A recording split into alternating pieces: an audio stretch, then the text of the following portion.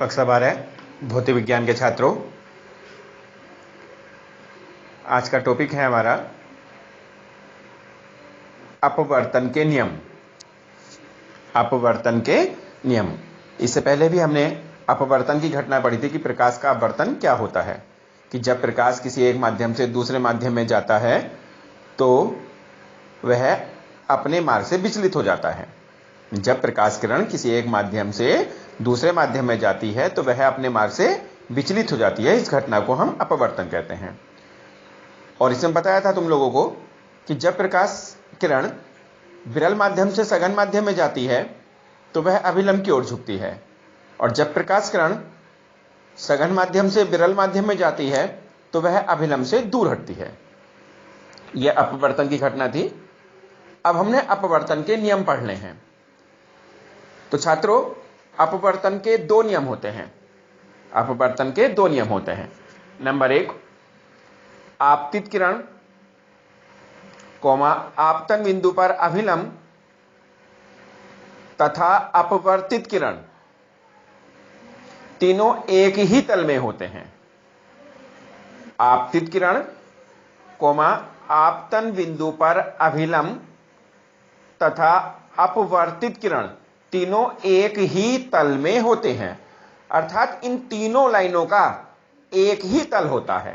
सिर्फ तल जो होता है, जैसे XY तल, YZ तल या ZX तल, तो एक ही तल में होते हैं। तीनों जो होंगी ये किसी न किसी एक ही तल में होंगी। तल तीनों का एक ही रहता है। आपतित किरण आपतन बिंदु पर अभिलंब तथा अपवर्तित किरण तीनों एक ही तल में होते हैं। दूसरा नियम है आपतन कोण I, आपतन कोण I की जिया का मतलब साइन, जो साइन होता है साइन थीटा, उसको हिंदी में हम जिया कहते हैं। तो आपतन कोण I की जिया मतलब साइन I हो गया, तथा अपवर्तन कोण R की जिया साइन R का अनुपात नियत रहता है। आपतन कोण I की जिया साइन I तथा अपवर्तन कोण R की जिया साइन R का अनुपात नियत रहता है। अनुपात नियत रहता है। तो साइन I बटे साइन R बराबर नियत हो गया। साइन I बटे साइन R बराबर नियत हो गया। और इसे हम स्नेल का नियम कहते हैं। यह अपवर्तन का दूसरा नियम है और यह स्नेल का नियम भी कहलाता है।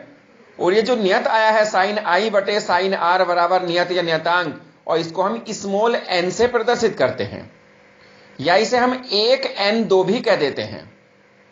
1n2 यानी कि जो अनुपात आया साइन I बटे साइन R बराबर जो अनुपात है, ये नियत है और इसको हम n से प्रदर्शित कर देते हैं, और इसे हम 1n2 भी कहते हैं। जहां ये n जो आया है यह अपवर्तनांक कहलाता है। n जो है ये अपवर्तनांक है, और ये पहले माध्यम के सापेक्ष दूसरे माध्यम का अपवर्तनांक कहलाता है। इसलिए इसे 1n2 भी कह देते हैं। 1n2 का अर्थ है पहले माध्यम के सापेक्ष दूसरे माध्यम का अपवर्तनांक। अब पहला और दूसरा माध्यम का क्या अर्थ हुआ? पहला माध्यम वह कहलाता है जिसमें प्रकाश किरण आती है, और दूसरा माध्यम वह कहलाता है जिसमें प्रकाश किरण जाती है। यानी कि जिसमें आपतित किरण है वह माध्यम पहला कहलाएगा, और जिसमें अपवर्तित किरण है वह माध्यम दूसरा कहलाएगा। यानी कि यहां पे 1n2 का जो अर्थ आया वह पहले माध्यम के सापेक्ष दूसरे माध्यम का अपवर्तनांक कहलाता है, या दूसरे माध्यम का पहले माध्यम के सापेक्ष अपवर्तनांक कहलाता है। यह अपवर्तन का दूसरा नियम है और इसे हम स्नेल का नियम भी कहते हैं।